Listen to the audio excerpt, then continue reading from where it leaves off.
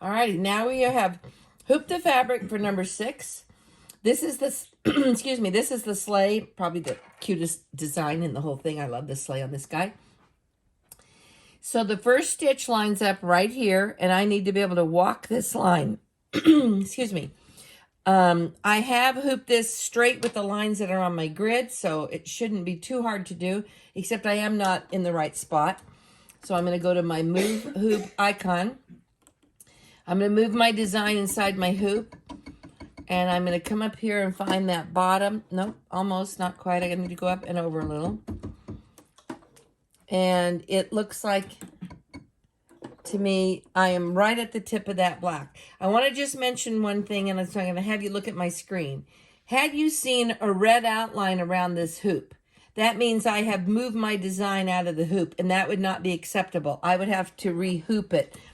If I, in order to get this spot, if I had to have a red outline around there, I'd have to take it out and rehoop it. That means I didn't position it close enough and my design is out of the hoop. So it will still allow you to sew everything, but not the stuff that's out of the hoop. So make sure you do not ever have a red outline around your hoop. Okay, that's exactly in the right spot. That I'm going to release this screen to move my design. I'm going to go to broken thread, which allows me to walk through my design without moving it.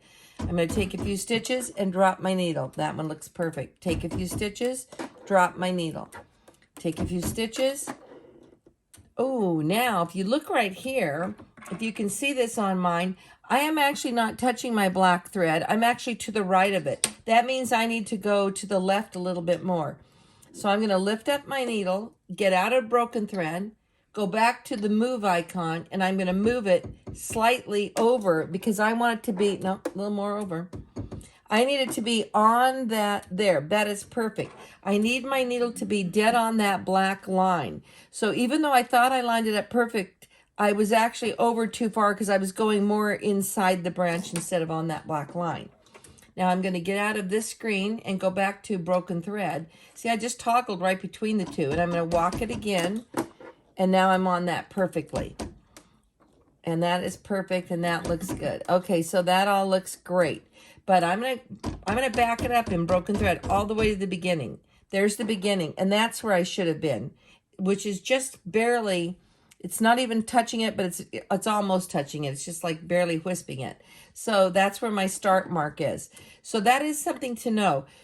So let me just explain it if I can. The reason, if I moved it where it was supposed to be, then I'm up here too high. So I need to make sure I nail the curve. You need to nail the weird shape and whatever the weird shape is that you're trying to follow the outline of, which means I may start a little lower or a little higher. And that's perfectly fine because this is what happens.